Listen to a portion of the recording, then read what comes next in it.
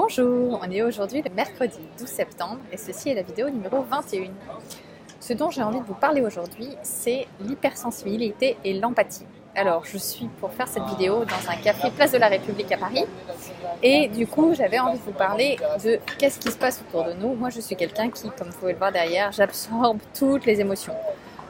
J'ai beaucoup de mal à gérer mes émotions et ça a toujours été très intense, ça peut être très très fort et pas toujours évident à gérer dans le cadre professionnel et dans le cadre personnel d'ailleurs.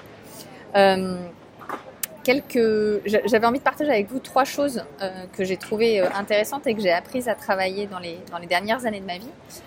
La première, c'est déjà, ça a été assez compliqué de reconnaître cet état d'hypersensibilité et que j'ai une grande empathie et de l'accepter sans me juger.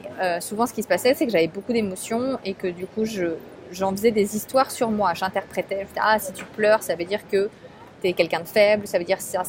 Si tu es en colère très vite, ça veut dire quelque chose sur toi. Et du coup, j'avais un jugement perpétuel sur moi-même, en général assez peu positif, voire même complètement négatif.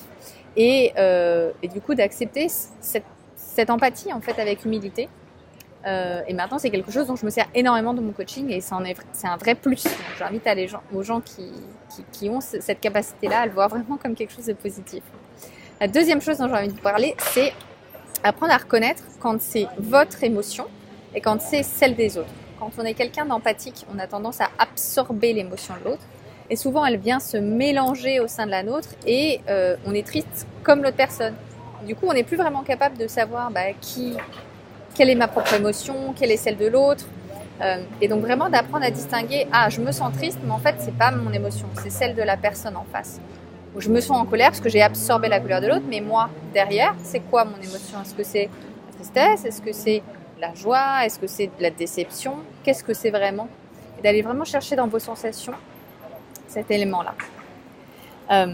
Et le dernier, c'est une petite pratique qui m'avait été donnée par mon coach pour les personnes empathiques, c'est d'aller dans des espaces comme ça qui ont beaucoup de monde, beaucoup de gens autour de nous et d'apprendre à gérer en fait ces vannes. Quand j'ouvre à fond, je prends toute l'énergie, toute l'émotion des autres. Quand j'ouvre plus du tout, du coup je suis complètement immune et je ressens plus rien. Et je me suis aussi coupée de moi mes propres émotions. Et comment est-ce que je peux ouvrir les vannes pour que je suis sensible à l'émotion de l'autre?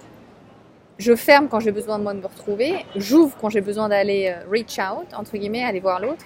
Je referme si j'ai de la difficulté et comment est-ce que je gère ces éléments-là. Et de régulièrement aller se poser dans des endroits comme ça et faire cet exercice-là, à la Défense sur l'heure du déjeuner étant plutôt challengeant pour moi, Place de la République en ce moment aussi plutôt challengeant, mais c'est une bonne pratique. Donc pour récapituler, reconnaître cet état et vraiment l'accepter. Apprendre à reconnaître lorsque c'est votre émotion et lorsque c'est l'autre. Et puis pratiquer, ouvrir cet éventail des possibles, ouvrir les vannes des émotions, entre guillemets. Voilà, c'est un sujet qui me tient très à cœur. Je serais très curieuse et ravie d'entendre vos commentaires. À demain et bon après-midi.